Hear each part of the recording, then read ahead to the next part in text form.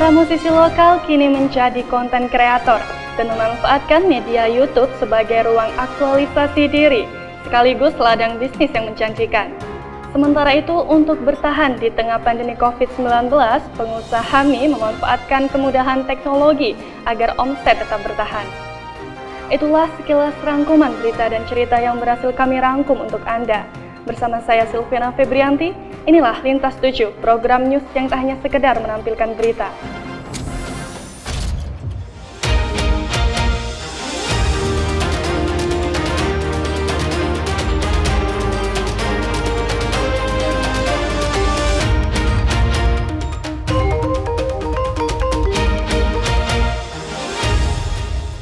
Kemudahan teknologi dan akses informasi yang semakin luas menjadi alasan bagi beberapa musisi lokal di Jember untuk memanfaatkan media seperti YouTube atau Instagram menjadi ruang kreatif guna mengaktualisasikan dirinya. Tak sedikit dari mereka bahkan bisa meraup rupiah dari konten-konten yang dibuat. Wildan terlihat begitu sibuk dan asik di depan komputer dan perangkat teknologi media rekam di dalam studio yang dirancang sebagai dapur rekaman. Tidak hanya piawai mengoperasikan perangkat lunak media rekam suara, Wildan juga begitu piawai mengutak-atik tuts keyboard untuk membuat dan menciptakan notasi lagu cover maupun lagu karya ciptaannya sendiri.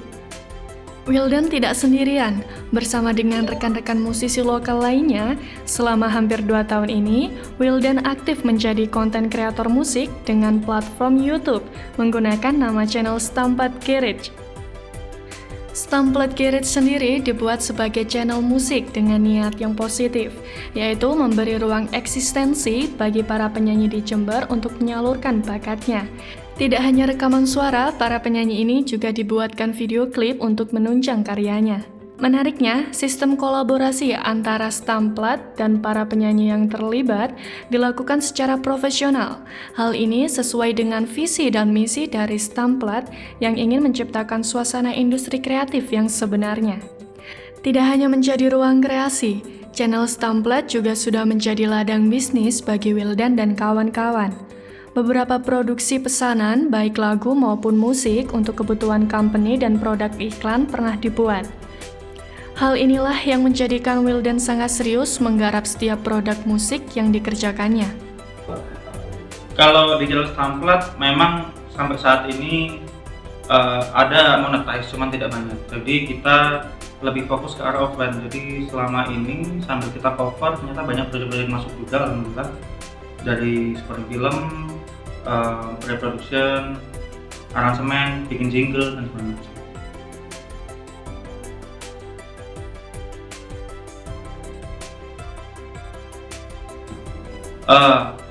Antusiasnya sampai saat ini alhamdulillah baik ya, dan mereka juga berasa mempunyai pengalaman baru di sini karena ketika seorang talent masuk ke sini, mereka diajarkan untuk menjadi seorang artis yang profesional. Contoh dari kontrak kita perjelas, dari treatment sebelum record, ceki, sembarang macam, dari mimpi muka sampai kita bikinkan video klip. Jadi benar-benar bukan asal record hilang. Kemajuan teknologi dan akses informasi yang serba cepat dan mudah telah membuka ruang kreatif bagi generasi milenial sekarang. Jutaan konten dapat kita akses dan kita tonton dengan mudah. Ada yang positif, ada juga yang negatif. Tinggal bagaimana para konten kreator ingin diingat dan dikenal oleh para viewersnya. Bagi Wilda dan kawan-kawan, apa yang mereka lakukan adalah sebagian kecil usaha untuk bisa berkreasi secara positif, seraya mempertahankan eksistensi mereka sebagai musisi. Dari Jember, Tim Liputan Rin TV melaporkan. Di tengah merebaknya wabah COVID-19 yang tak kunjung usai, banyak sekali tempat usaha yang terpaksa tutup karena merosotnya omset, terutama usaha kuliner seperti restoran dan warung makan. Beruntung, banyaknya aplikasi online tidak membuat para pengusaha kuliner ini kehilangan semangatnya untuk terus berjualan. Mengandalkan aplikasi ojek online, mereka masih bisa menjual produk mereka kepada para konsumen. Kondisi terpuruk perekonomian di masa pandemi COVID-19 yang turut membawa dampak pada merosotnya omset penjualan makanan saji di Jember. Rupanya hampir merata dirasakan oleh pengusaha kuliner yang memiliki restoran maupun warung makan. Pemberlakuan social distancing dan physical distancing dari pemerintah membuat banyak restoran dan warung makan mengalami pengurangan jumlah pengunjung yang cukup signifikan. Yayan Abdul Majid salah satunya, pengusaha kuliner yang sudah lebih dari 5 tahun menggeluti bisnis kuliner berbahan dasar mie ini, mengaku omset penjualan produknya menurun jika dibandingkan sebelum masa pandemi COVID-19. Depot mie mertua milik Yayan yang terletak di daerah Talangsari biasanya ramai oleh pengunjung dari kalangan pelajar. Namun, sejak semua sekolah di Jember diliburkan selama masa pandemi, jumlah pengunjung Depot mie mertua menjadi berkurang. Hal ini tentu saja berdampak pada berkurangnya omset penjualan. Meskipun jumlah pengunjung di depotnya berkurang, Yayan masih bersyukur karena usahanya dapat bertahan. Melalui aplikasi ojek online dan layanan pesan antar, Yayan masih bisa mengantar pesanan mie mertua untuk konsumen dan pelanggan setianya.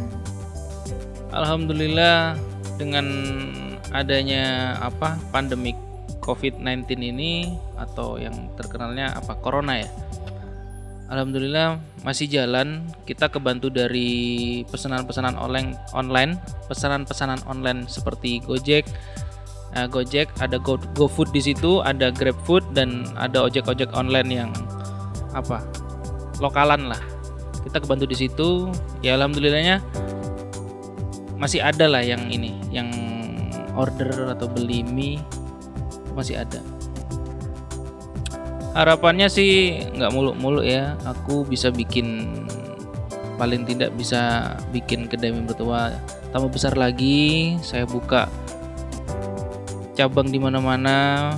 Kalau buat Jemberan mungkin targetnya saya akan buka di kampus dan beberapa kota-kota terdekat lah dulu. Paling enggak ya semoga kedepannya lebih lancar dan ditambahkan rezekinya lah. Itu aja sih, dan bertahan sampai 7 turunan. Amin. Harapan corona harapannya sih ini ya, berharapnya semoga segera reda aja.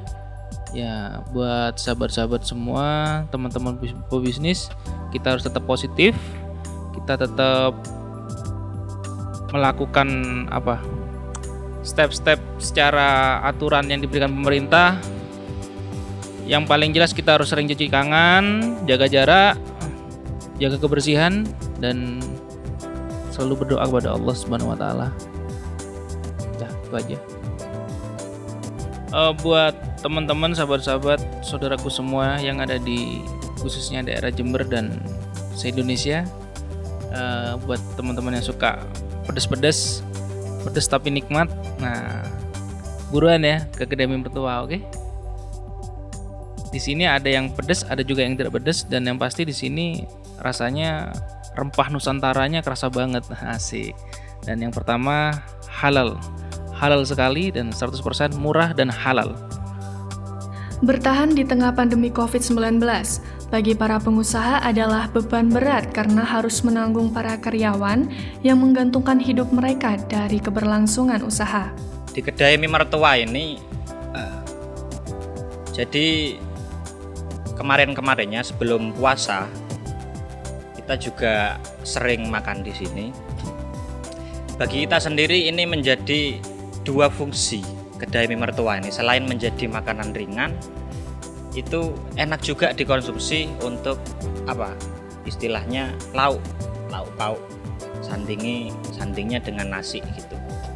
Jadi dalam segi rasa, mie tofu di sini ini juga enak. Terus untuk levelnya, pedasnya ini juga berlevel, cukup lengkap. Dari yang ori tanpa menggunakan pedas ada, hingga level 1 sudah menggunakan pedas atau sambal sampai level 5. Untuk masa pandemi ini corona ini gimana ya, bagi saya sendiri, saya pribadi corona ini bahkan tidak bisa menghalangi nafsu saya sendiri untuk makan di sini gitu. Karena untuk rasa dari kedai mie mertua sendiri itu sudah pas gitu. Sebelumnya saya pernah sama teman saya nih pernah nyoba di beberapa tempat untuk mie pedas, mie level gini. Cuma rasanya kurang begitu pas gitu. Ini secara akal aja kita ngapain jauh-jauh ke sini ya dari Kedawung kalau memang rasanya nggak pas gitu. Jadi memang enak.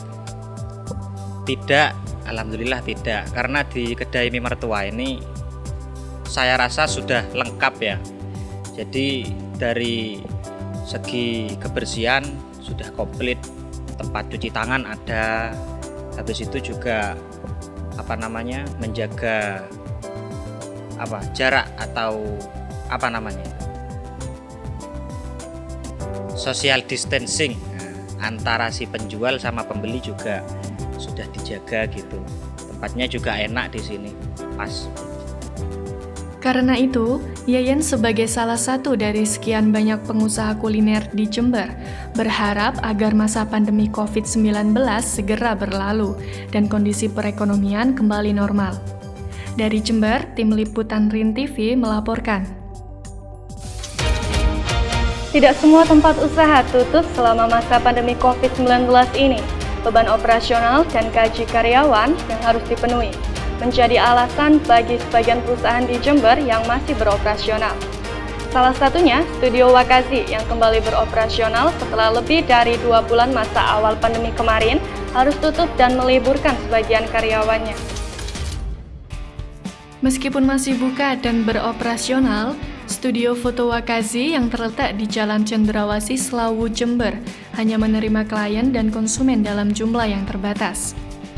Protokol kesehatan yang ketat juga diberlakukan sebagai upaya untuk mencegah penularan virus di tengah masa pandemi COVID-19, seperti mewajibkan para fotografer dan staf produksi untuk mengenakan masker, serta menyediakan wastafel untuk cuci tangan dan hand sanitizer bagi para pengunjung studio.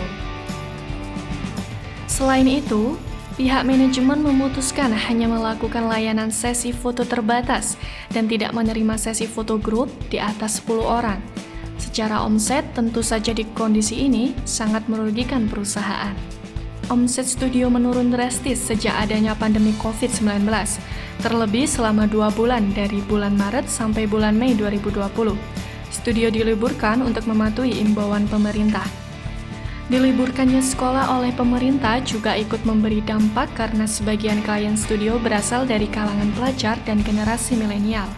Keputusan Studio Wakazi untuk kembali membuka layanan dilakukan karena banyaknya permintaan dari klien dan masyarakat.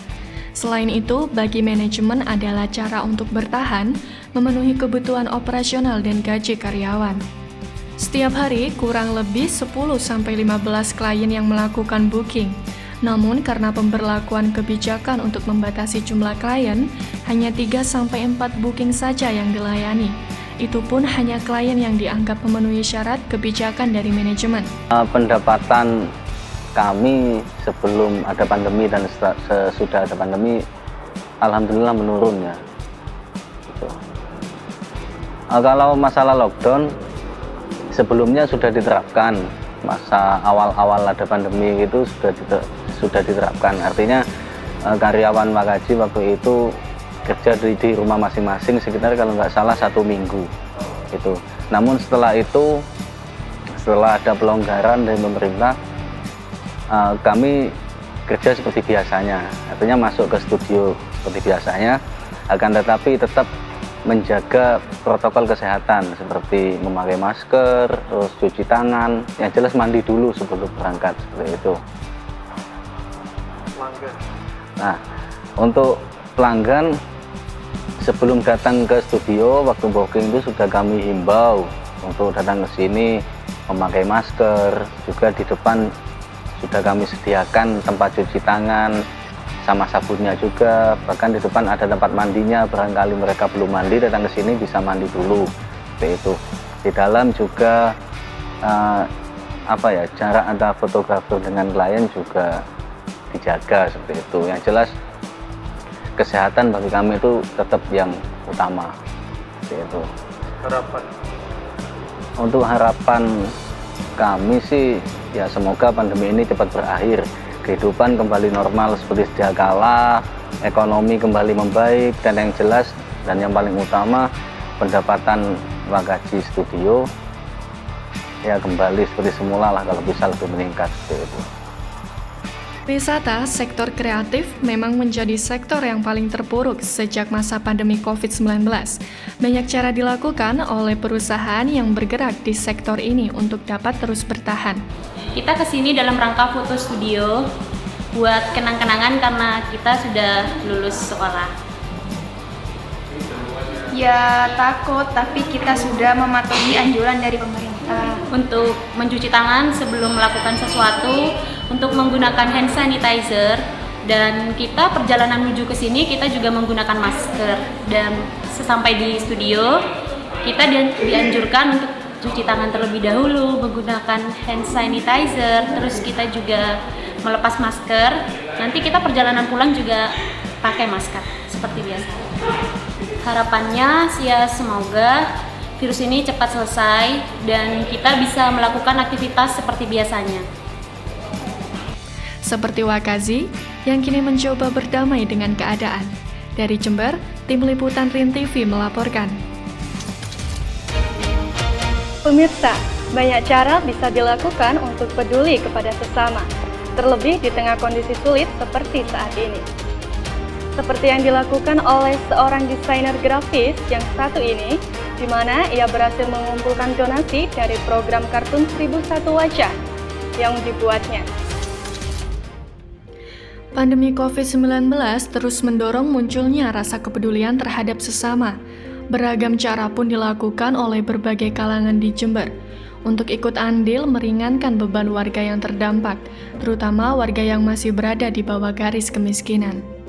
Seperti yang dilakukan oleh Brother Kai, seorang desainer grafis asal Jember yang membuat program amal dengan cara yang unik, yaitu dengan cara menawarkan karya kartun wajah di mana 100% hasil pendapatannya disumbangkan kepada warga terdampak COVID-19.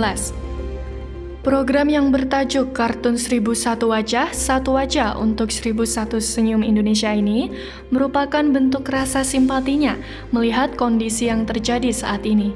Sejak merebaknya virus corona di Indonesia, banyak sekali masyarakat yang terdampak karena harus kehilangan pekerjaan dan membuat mereka kesulitan untuk bertahan hidup. Karena itu, melalui program ini, Brother Kai mengajak orang-orang yang sedikit lebih beruntung untuk menyumbangkan sedikit rezekinya dan berbagi kepada sesama. Pria kelahiran Jember yang juga seorang motivator ini awalnya ragu untuk membuat program yang bersifat sosial. Namun ketika akhirnya poster program yang dipostingnya melalui media sosial mendapat respon positif, ia tambah getol menyebarluaskan program ini. Awalnya, Brother Kai berharap hanya mendapat respon dari warga Jember dan sekitarnya. Namun melalui media sosial seperti Facebook dan Instagram, program ini dapat tersebar secara luas dan mendapat respon dari berbagai wilayah di Indonesia. Dampak sebelum dan sesudah. Jadi kalau masalah dampak jelas banget ya. Kalau dampak dari kebetulan saya di dunia kreatif ya, jadi di agensi. Dengan adanya yang terjadi sekarang, pandemi sekarang, bukan berarti kita harus diharap atau ini, tapi sebenarnya kita harus punya cara kreatif bagaimana kita tetap bisa survive. Jadi tetap bisa survive. Jadi yang bisa dilakukan adalah mungkin buat teman-teman kreatif juga yang bisa dilakukan adalah ikutlah main-main, mulai colek-colek kayak situs-situs yang logo online lah, atau situs-situs yang menjual karya-karya, menjual shutters, mikroskop, seperti itu yang bisa dimanfaatkan. Tapi kalau misalnya saya sendiri yang saya lakukan adalah tetap punya target berkarya tiap hari dan menggunakan cara-cara yang lebih human touch. Jadi kalau kemarin itu goalnya kita adalah mencari klien misalnya. Kalau kita goalnya itu kita bagaimana caranya kita mendapatkan klien, kalau sekarang nggak, goalnya kita rubah. Itu bagaimana kita membantu orang-orang supaya brandnya naik. Jadi mungkin saya lurusin dulu ya. Kalau kita ngomong penggalangan dana kita nggak penggalangan dana, Pak. Jadi kalau penggalangan dana ini versi saya ya. Mungkin ini versi saya. Asumsinya kita sama dulu. Jadi kalau menurut saya penggalangan dana gini, misalnya saya bikin program, ayo nih kita sumbangan nih ngumpulin untuk si A atau si B, tanpa kita memberikan apa-apa penggalangan dana. Tapi di sini kita murni jualan karya, yang dimana hasilnya kita donasikan. Kita jual karya, kita berkarya, kita jual, yang hasilnya kita donasikan. Jadi kalau kita ngomong penggalangan dana, itu enggak banget. Saya bukan tipe tukang penggalang dana, enggak. Jadi saya menjual karya saya, dan di mana hasil penjualan itu kita belikan sembako. Makanya di situ kartu 1001 wajah, satu wajah untuk 1001 senyum Indonesia. Jadi gini konsepnya. Jadi saya menggambar orang yang, jadi saya menjual karya. Jadi orang saya gambar mukanya dengan versi kartun, dan mereka harus membayar. Nah, di mana bayaran itu akan kita belikan paket sembako. Jadi satu orang itu anggaplah satu muka mereka memberikan sembako untuk satu keluarga. Jadi karena isi paket sembakonya itu beras 5 kilo, ada uang tunai sama mie instan. Jadi konsepnya seperti itu. Program Kartun 1001 Wajah telah berhasil mengumpulkan donasi lebih dari 20 juta rupiah hanya dalam kurun waktu tak sampai 1 bulan. Dan seluruh hasil donasi telah dibelanjakan untuk bingkisan sembako yang seluruhnya disumbangkan kepada warga terdampak COVID-19. Dari Jember, Tim Liputan RIN TV melaporkan. Baiklah pemirsa, jangan kemana-mana karena sesaat lagi kita akan kembali dalam segmen Jurnal Harian Suara. Tetap di Lintas 7, program news yang tak hanya sekedar menampilkan berita.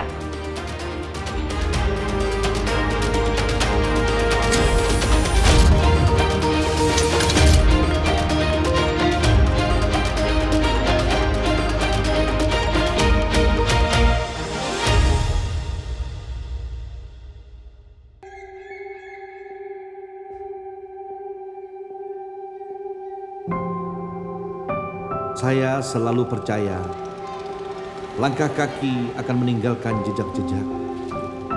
Seberapa jauh langkah kita hari ini adalah seberapa panjang jejak-jejak itu dapat dikenang nanti. Lalu kemudian biarkan sejarah mencatatnya sebagai hadiah bagi masa depan.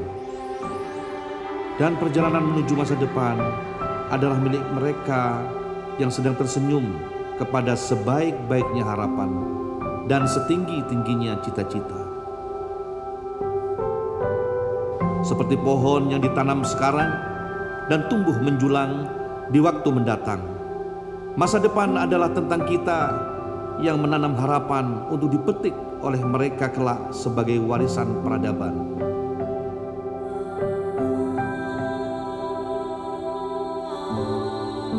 Jangan abai, lihat sekitar dan mulailah sadar. Banyak yang perlu dilakukan, banyak yang harus dikerjakan. Masa depan tidak bisa ditata nanti, tapi sekarang.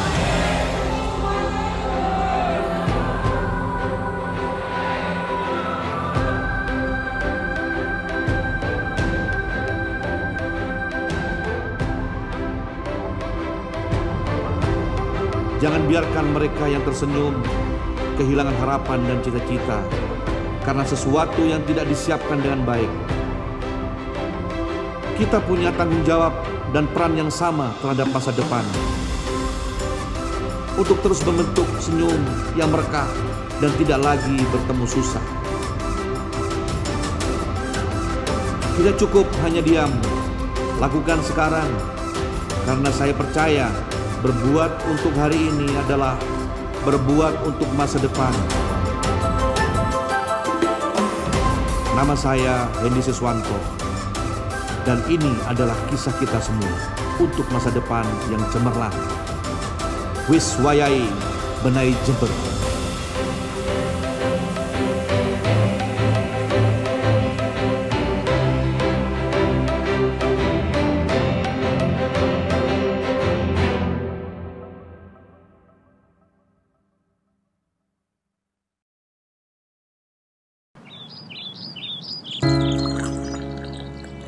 Jember belumlah selesai. Daerah ini akan terus bertumbuh, dijalankan oleh derap langkah masyarakatnya membawa Jember pada masa depan. Pertumbuhan ekonomi kita jalan di tempat. Kemiskinan terus meningkat. Pengangguran membuat daerah ini sekarat. Ada apa dengan Jember? Apa yang harus kita perbuat?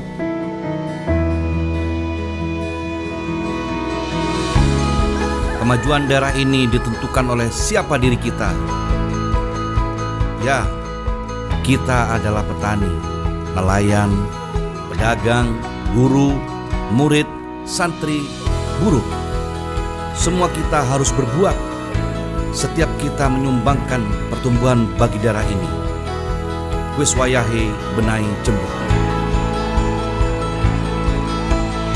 Aku, kamu, mereka, kita semua saatnya membenahi Jember dengan semangat sinergitas dan kolaborasi.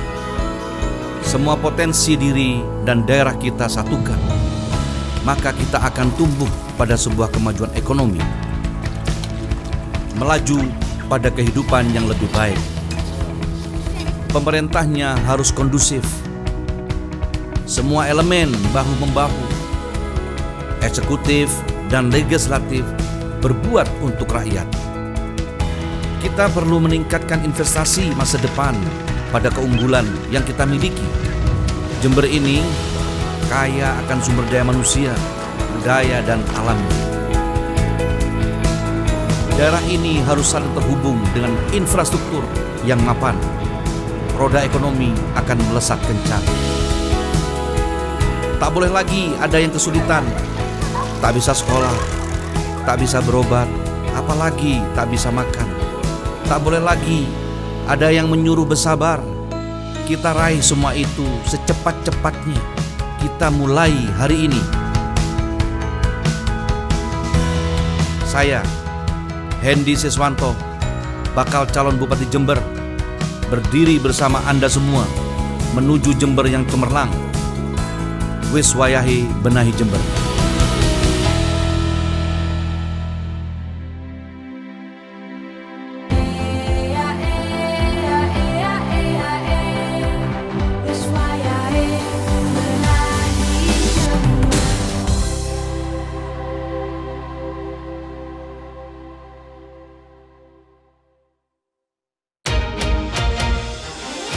Terima kasih masih bersama kami dalam program Lintas 7. Pemirsa, inilah segmen Jurnal Harian Suara.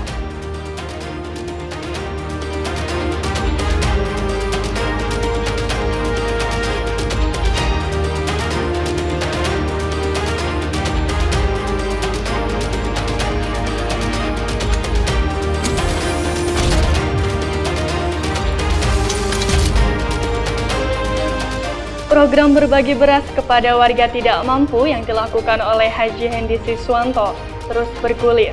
Setiap hari, para relawan dan pekerja Seven Dream Group sibuk mengepak beras sebelum didistribusikan. Seperti inilah pemandangan yang kini tampak di kediaman Haji Hendy Siswanto. Ruangan yang biasanya digunakan untuk menerima tamu ini disulap menjadi gudang dadakan untuk mengepak dan menyimpan beras bantuan untuk warga terdampak COVID-19.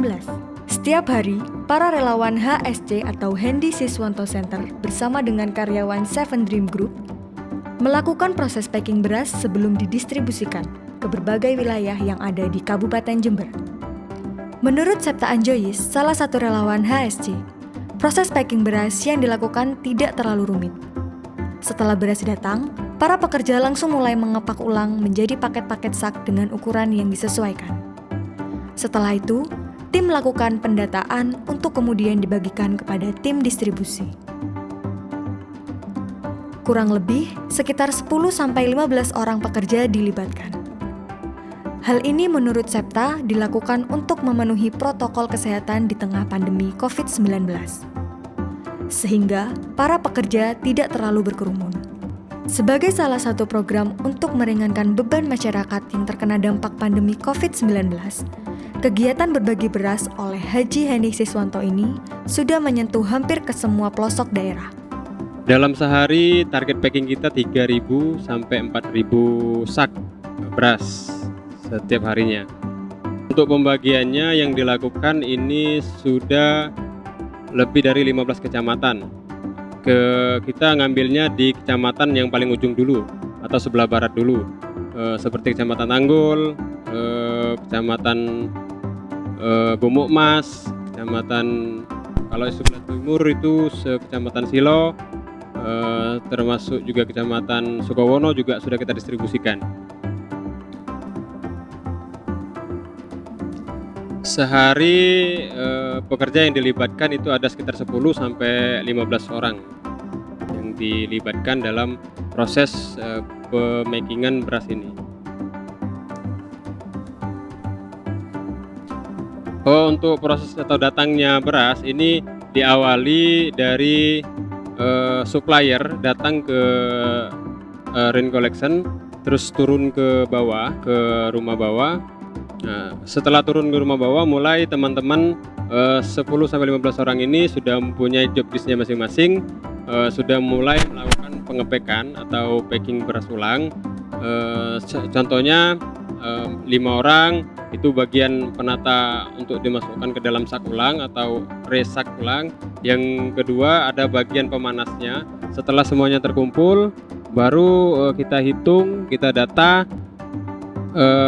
Pada akhirnya kita masukkan ke box biar bisa besoknya untuk didistribusikan kembali ke masyarakat.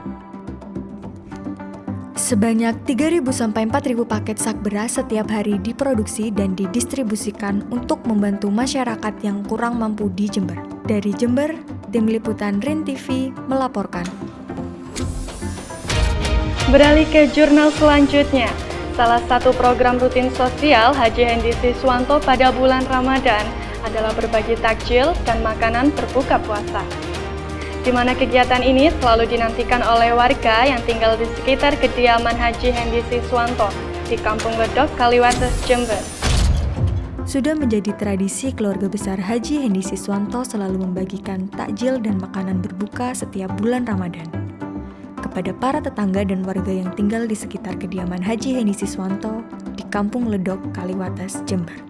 Kegiatan berbagi paket makanan dan takjil ini sudah dimulai sejak lama oleh keluarga Haji Hendy Siswanto.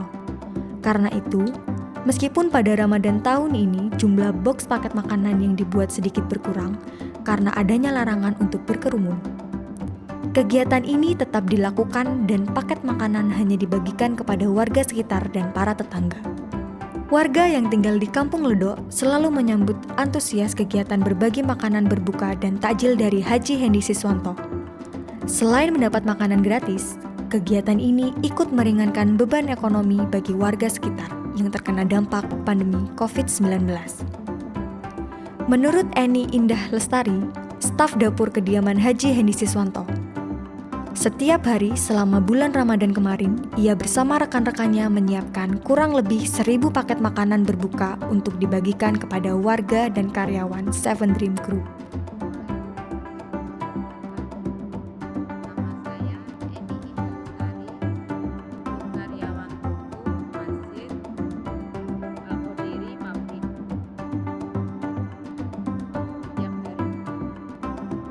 Kegiatan berbagi makanan berbuka Haji Hendy Siswanto memang selalu dinantikan warga Kampung Ledok.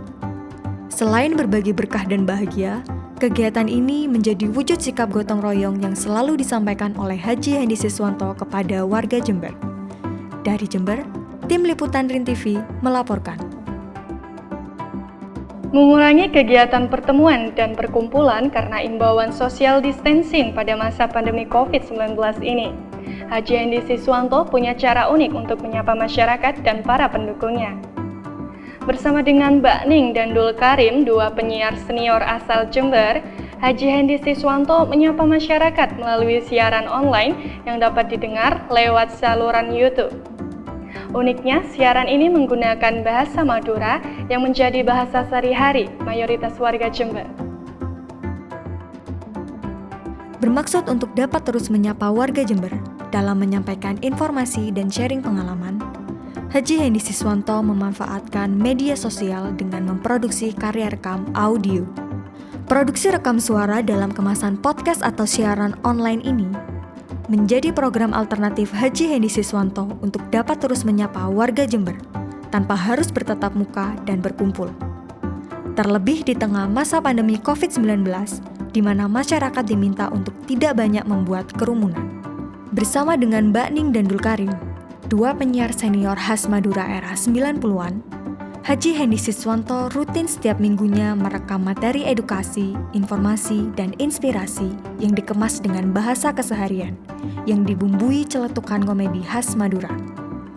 Materi yang dibahas pun beragam, tidak hanya membahas masalah seputar Jember. Haji Hendy Siswanto juga berbagi pengalaman dan pengetahuannya sebagai pengusaha yang sukses malang melintang dalam dunia bisnis. Uniknya lagi, Dul Karim, salah satu pembawa acara program ini, melakukan rekam suara jarak jauh dengan teknologi interaktif. Selain bisa didengar melalui daring aplikasi Spotify, siaran online bertajuk Mbak Ning dan Dul Karim Comeback Sareng Ji Hendy ini juga bisa didengar melalui daring YouTube di channel Wakazi sebagai production house yang memproduksi program ini. Mendapat sambutan dan respon positif dari masyarakat, rencananya materi rekam suara ini akan dibuat dalam bentuk keping CD yang nantinya akan dibagikan jika masyarakat ingin mengenal Haji Hendy Siswanto dari sisi yang berbeda. Dari Jember, tim liputan RIN TV melaporkan. Ragam berita dan cerita dalam program kali ini sudah kami sampaikan. Semoga semua informasi yang kami tayangkan dapat bermanfaat dan menginspirasi. Sampai bertemu dalam episode Lintas 7 berikutnya. Saya Silvina Febrianti, mewakili segenap kru yang bertugas pamit undur diri. Sampai jumpa dan tetap semangat.